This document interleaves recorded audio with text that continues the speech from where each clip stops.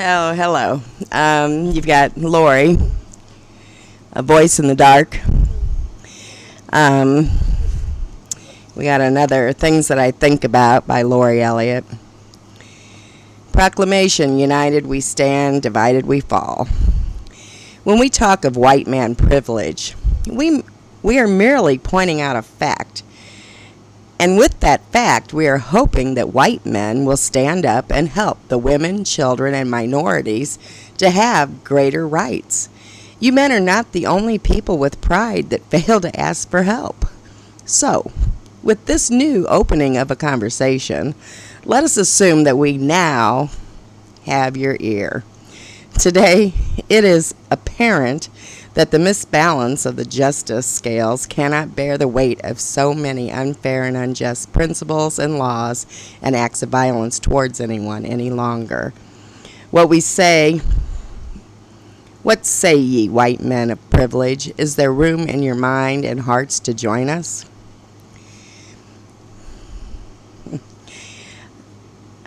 I am truly in great faith of humanity's ability to rise up and from their hearts be of a better caliber than yesterday. I have been called a dreamer and I've been laughed at by a few. However, I have spent most of my life observing and mingling with just about every type of humanity here on the planet. And I find that there is a heart of great magnitude in us, and we are capable of great strides when we join together in peaceful ways and do not let a small majority of the planet try to tell us how to be or how to hate our neighbors. I know for sure that people only act up in violence when they have had enough.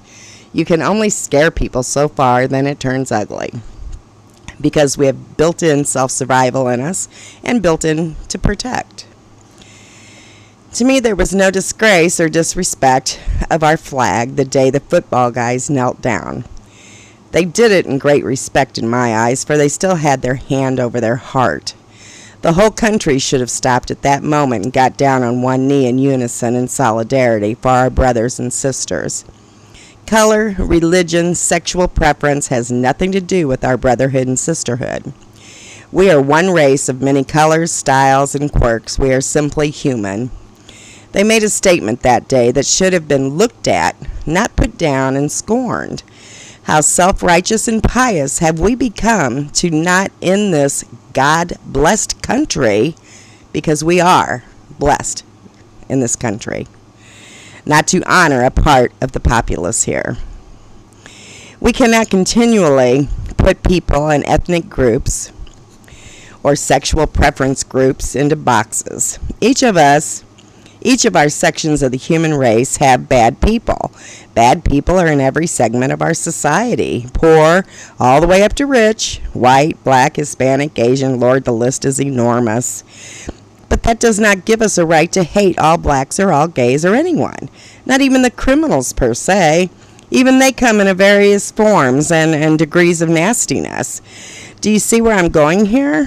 When it boils down to facts, we are one race with some troublemakers, some criminals, etc. No room to just blatantly hate any group as a whole. To hate because you think the flag was dishonored? What about you? How did you dishonor our flag? Let the first human without guilt, shame, or guilt stand up. Every single soul in this country has in some way, directly or indirectly, failed and disrespected this great flag of ours. Whether by hateful actions, hateful thoughts, blind eye to the horrors happening in this great country to people, or simply being aggressively privileged to not give a shit about anyone else. And spare me anyone trying to say they are not guilty of something. This flag has a meaning of which I have included in the next paragraph. When we can say we have fulfilled as a person, neighborhood, state, and country these things of which this flag stands for, we have no right to throw trash at others. We have an undeniable responsibility to each other, black, white, whatever, to be there in hardiness and in valor. That represents the red stripes. Then we must rise up, use our hardiness and valor to stand up for the purity and innocence of all. That is the white stripes. Then we must rise for these things of which the blue background represents: vigilance, perseverance, and justice for all.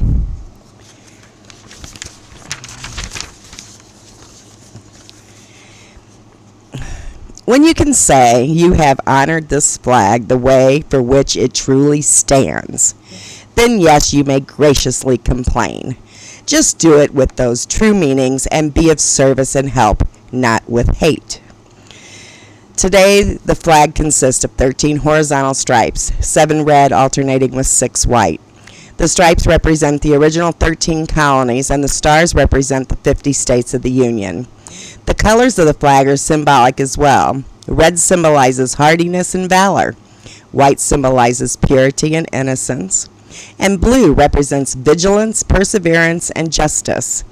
From the PBS Capital 4th page. These are just some of the things I think about.